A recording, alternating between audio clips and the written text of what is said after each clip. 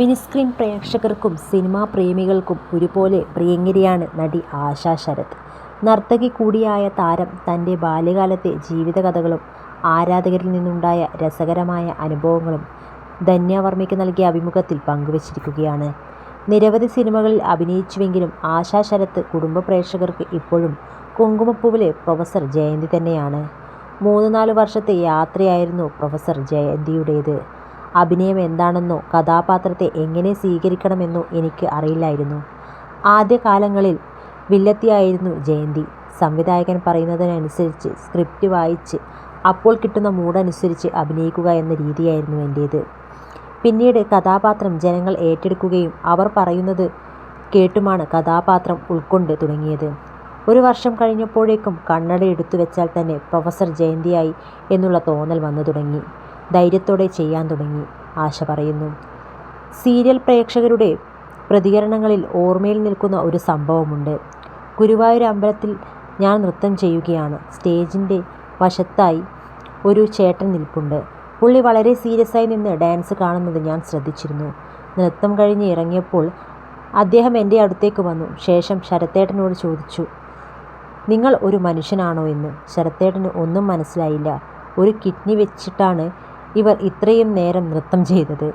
നിങ്ങൾക്കത് കണ്ടു നിൽക്കാൻ എങ്ങനെ സാധിച്ചു? അത് കേട്ടപാടെ ശരത്തേട്ടൻ പറഞ്ഞു, എൻ്റെ ഭാര്യയ്ക്ക് 2 കിഡ്നിയും ഉണ്ടെന്ന്. കുങ്കുമപ്പൂവ് അവസാനിക്കുമ്പോൾ ജയന്തിക്ക് 1 കിഡ്നിയേ ഉള്ളൂ. അതാണ് അയാൾ ഉദ്ദേശിച്ചത്. അതൊരു നല്ല രസമുള്ള ഓർമ്മയാണെന്ന് നടി പറഞ്ഞു. ബാല്യകാല ഓർമ്മകളാണ് പിന്നീട് താരം പങ്കുവച്ചത്. അച്ഛൻ്റെയും അമ്മയുടെയും മാത്രമല്ല ചേട്ടന്മാരുടെയും അനുവാദം ലഭിച്ചാൽ മാത്രമേ തനിക്ക് എന്തെങ്കിലും ചെയ്യാൻ കഴിയുമായിരുന്നുള്ളൂവെന്ന് ആശ പറയുന്നു. അച്ഛൻ വളരെ സ്ട്രിക്റ്റ് ആയിരുന്നു. അമ്മയും. എനിക്ക് 2 ചേട്ടന്മാരാണ്. ആൺകുട്ടി പെൺകുട്ടി എന്ന വ്യത്യാസമുണ്ടായിരുന്നു. അമ്മയോട് ഇപ്പോഴും ഞാൻ അത് പറഞ്ഞു കുത്തും. തൂത്തുവാരുന്നത് മുതൽ പാത്രം എടുത്തു കൊണ്ടുവരുന്നതടക്കം എൻ്റെ ജോലിയായിരുന്നു. എന്തുകൊണ്ട് ചേട്ടന്മാരെ കൊണ്ട് ഇതൊന്നും ചെയ്യിപ്പിക്കുന്നില്ലെന്ന് ചോദിച്ചാൽ നീ മറ്റൊരു വീട്ടിലേക്ക് കയറി ചെല്ലേണ്ട പെണ്ണാണെന്നായിരുന്നു അവരുടെ മറുപടി. ഇത് കേട്ടുകൊണ്ടായിരിക്കും എൻ്റെ ബാല്യകാലം മുഴുവൻ. സ്ട്രിക്റ്റായിരുന്നുവെങ്കിലും ബാങ്കിൽ പോവുക, വണ്ടി ഓടിക്കുക, തെറ്റ് കണ്ടാൽ പ്രതികരിക്കുക തുടങ്ങിയ കാര്യങ്ങളിൽ ഞാൻ സ്വയം പ്രാപ്തയാകണമെന്ന് അച്ഛന് നിർബന്ധമായിരുന്നു. ലോകം അറിയുന്ന കലാകാരിയാണ് അമ്മ.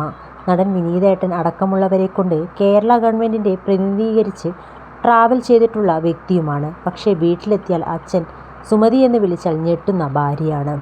എന്തിനാണ് ഞെട്ടുന്നത്? ഭർത്താവിനോട് തോന്നേണ്ടത് പ്രേമമെന്ന വികാരമല്ലെന്ന് അമ്മയോട് ഞാൻ ചോദിച്ചിട്ടുണ്ട്. അതൊക്കെ മറ്റുള്ളവർക്ക്, എനിക്ക് പേടിയാണെന്നായിരുന്നു അമ്മയുടെ മറുപടി. ഉള്ളിൽ അച്ഛനോട് ബഹുമാനവും ഇഷ്ടവുമാണ്. അച്ഛനെ കണ്ടാൽ അമ്മ എഴുന്നേൽക്കും. ചേട്ടന്മാരുടെ അനിയത്തി കുട്ടിയായിരുന്നു. താലോലിച്ചാണ് എന്നെ വളർത്തിയത്. പക്ഷേ എന്തിനും ഏതിനും അവരുടെ എല്ലാം പെർമിഷൻ എടുക്കണം. എന്നാലേ ചെയ്യാൻ പറ്റൂ. എൻ്റെ മൂത്ത ചേട്ടനും ഞാനും തമ്മിൽ 9 വയസ്സ് വ്യത്യാസമുണ്ട്. അദ്ദേഹം പറഞ്ഞയാളെയാണ് ഞാൻ കല്യാണം കഴിച്ചതെന്നും ആശ പറയുന്നു.